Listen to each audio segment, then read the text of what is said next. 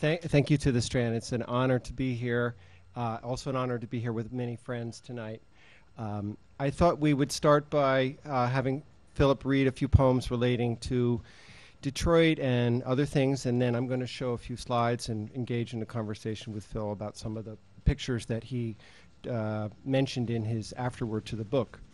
And then we'll have some questions. So I'd like to introduce Philip Levine.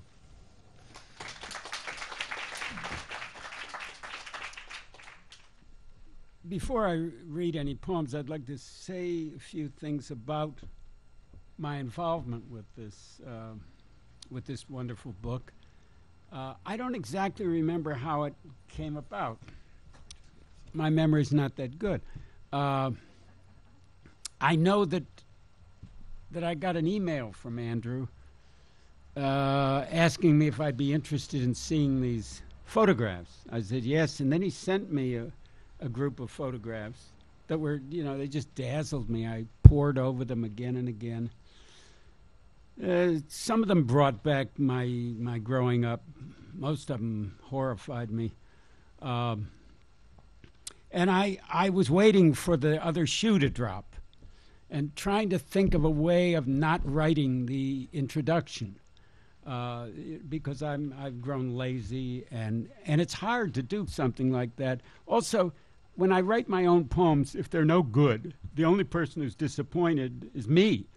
But if I write an introduction to a book of photographs, I can let the photographer down. I can, and it's a responsibility that I take care of myself, and I don't even do that very well. But he then asked me via email what I thought of them, and I could have lied and said, I don't like them. And then I would never have had to write it. But I told him the truth. I was enormously moved by them. And then he asked me if I would write it, and I said I would. I don't know why he chose me, except that I'm from Detroit. I had written perhaps a half a dozen pieces on photography. One for a book of photographs of Eastern Europe, an earlier book of photographs of Detroit, one about for Close-Up magazine on bodybuilding. I wrote about these bodybuilders and this insane chemist who trained them. One about the closing of a furniture factory in North Carolina, and they were photographs mainly of the people who worked there, and I found them enormously moving. Andrew's photographs were the first group I got, had very few people in them. And I thought that was quite suitable because this is a kind of, how to put it, a place that's been ground out. It's a place where you have these gigantic buildings that have come to ruin, and you have these huge inner spaces with no one in them. And having been in some of these places, different places, like dance halls and theaters and also factories, it was strange and haunting to look at them. And what I found was some of the mystery that I remember growing up in Detroit. I talked to a fellow here named Richard who works here at the Strand, who's from Detroit, and he mentioned to me it was kind of a magical growing up there. And that's the way I felt. My loyalty to the city was so extreme. I hated some of the things that went on, and I hated many of the people there. Certainly I hated the whole Ford family.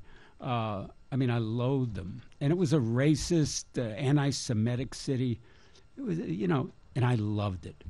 I loved the conflict in it. I loved the anger that I could feel and feel was justified, I hate you fuckers. And I felt good about feeling that, I didn't like being exploited as a factory worker, but I liked eating. I tried writing advertising, but it was so appalling. that I went back into the factories. And finally I left at age 26, and I go back and visit. Let me read a couple of poems. I'll read one about work. It's called What Work Is. It's not from the new book. Ford Highland Park is in one of the photographs, and it's in this poem. What work is. We stand in the rain in a long line. The whole world hates poetry. If I were reading Philip Roth's prose, this would not have happened. Yeah. We stand in the rain in a long line waiting at Ford Highland Park for work. You know what work is. If you're old enough to read this, you know what work is, although you may not do it. Forget you. This is about waiting, shifting from one foot to another, feeling the light rain falling like mist into your hair, blurring your vision, until you think you see your own brother ahead of you, maybe 10 places. You rub your glasses with your fingers, and of course, it's someone else's brother, narrower across the shoulders than yours, but with the same sad slouch, the grin that does not hide the stubbornness, the sad refusal to give in to rain, to the hours wasted waiting, to the knowledge that somewhere ahead a man is waiting who will say, no, we're not hiring today, for any reason he wants. You love your brother. Now suddenly you can hardly stand the love flooding you for your brother, who's not beside you or behind or ahead, because he's home trying to sleep off a miserable night shift at Cadillac, so he can get up before noon to study his German. Works 8 hours a night so he can sing Wagner, the opera you hate most, the worst music ever invented. How long has it been since you told him you loved him, held his wide shoulders, opened your eyes wide, and said those words, and maybe kissed his cheek? You've never done something so simple, so obvious. Not because you're too young or too dumb, not because you're jealous or even mean or incapable of crying in the presence of another man. No, just because you don't know what work is. I must read something from the new book because it is here for sale and I urge you to buy it. As you can see, by the way, I got photographs on all of these books. Photographs I did not take. Really terrific photographs. Yeah, this Lewis Hine, I think. On the This is Lewis Hine, Lewis yes. Hine, yeah. This is Charles Sheeler. Right from the Rouge, from the Yeah, 30s. that's from the Rouge Yeah. plan.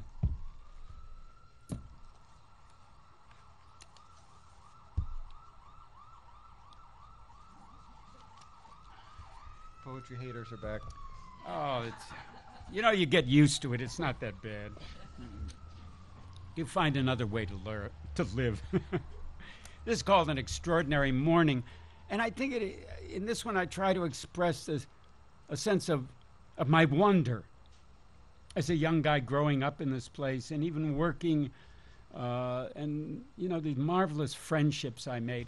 I went later, at 30, I went into academia. And it was once I got into academia, I discovered how lucky I had been to be a factory worker. Really, because my colleagues were, they were so chicken shit is the word, and punctilious and petty.